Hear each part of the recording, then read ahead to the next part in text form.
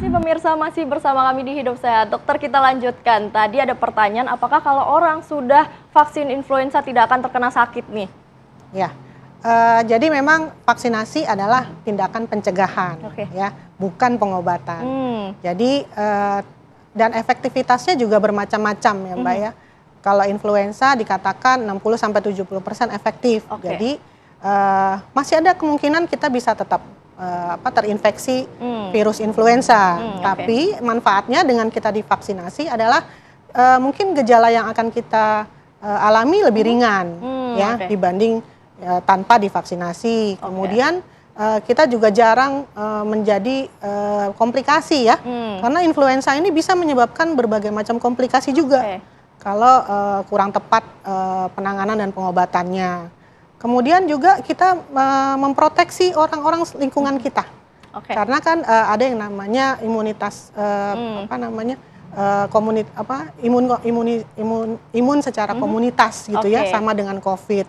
Jadi banyak sekali manfaatnya untuk kita divaksinasi sebenarnya. Jadi memang proteksi diri ya dok. Betul. Ya. Nah dokter, ini ada pertanyaan terbaik dari para netizen yang sudah komen di Instagram @hidupsehat.tv. Nah ini ada dua dok yang terbaik yang kita ambil. Kita baca dulu dari yang pertama, ada Salsa BLNB_. Izin bertanya dok, ketika batuk dan flu yang sudah lama tidak sembuh-sembuh, apakah itu bisa menandakan adanya penyakit lain yang lebih serius dok? Yang kedua ada XXLBW XX_. Pagi dokter, saya ingin bertanya, apa sih dok yang menjadi perbedaan gejala flu karena virus biasa dengan flu yang diakibatkan infeksi tropik dok? Dokter, ini boleh dijawab nih, pertanyaannya bagus-bagus. Bagus banget dok Mbak. Jadi yang nomor satu, betul sekali. Kalau batuk dan flu-nya udah lama nggak sembuh-sembuh, berarti ada kondisi lain mungkin yang harus kita pikirkan. Pertama mungkin pengobatannya kurang tepat ya. Mungkin mengkonsumsi obat-obatan batuk, anti batuk, kemudian antivirus yang kurang tepat, atau sesuai ya, betul, terus jangka waktunya gitu ya, atau memang belum sempat ke dokter mungkin gitu ya. Yang nomor dua mungkin memang ada kondisi-kondisi yang kita sebut dia mempunyai komorbid, asma, kemudian penyakit paru obstruksi kronik, ya itu disebabkan biasanya karena merokok Mbak.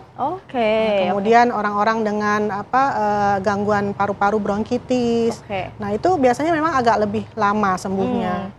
Kemudian tadi ya merokok, nah, kemudian juga mungkin stres, stres juga bisa menyebabkan agak lama penyembuhannya.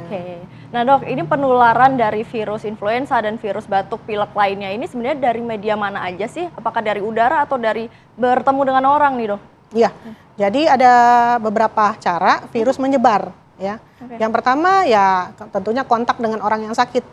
Ya, jarak 2 meter, orang kita batuk, dia akan mengeluarkan droplet. Bahkan 2 meter ya dok? Iya, orang sekelilingnya bisa terkena ya. Karena nih proses penularannya mulai dari tanpa gejala sampai dia 5-7 hari setelah bergejala itu masih bisa menjadi sumber penularan dirinya pasien ini ya.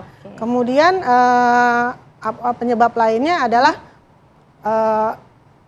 tadi dari udara. Selain udara adalah permukaan. Ya, mungkin kita batuk terus mengenai permukaan benda ya, meja atau kemudian kita menaruh tangan kita ya di meja tersebut, kemudian kita lupa mengenai area wajah, mata, hidung, mulut. Akhirnya ini, atau memang benda-benda yang terkontaminasi. Kalau anak-anak sekolah kan sering tuh ya, mungkin tempat minumnya, mainannya gitu ya, main bersama, akhirnya menjadi sumber. Nah dok, kami minta tipsnya dok, ini tips singkat untuk menghindari terkena flu dan juga penyakit batuk pilek dok. Iya, jadi sebenarnya nomor satu adalah jaga diri kita dan keluarga tentunya dengan proteksi kesehatan tadi ya, makanan yang bergizi, tinggi protein nih Mbak yang lagi dibutuhkan ya.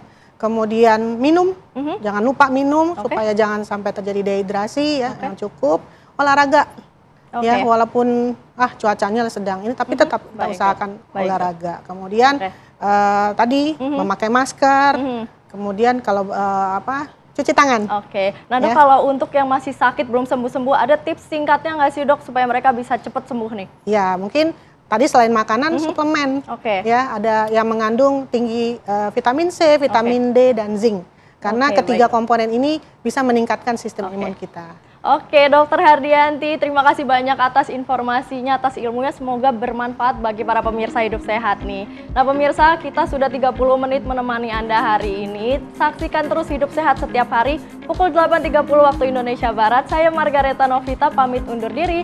Terima kasih, sampai jumpa. Indonesia Hidup Sehat.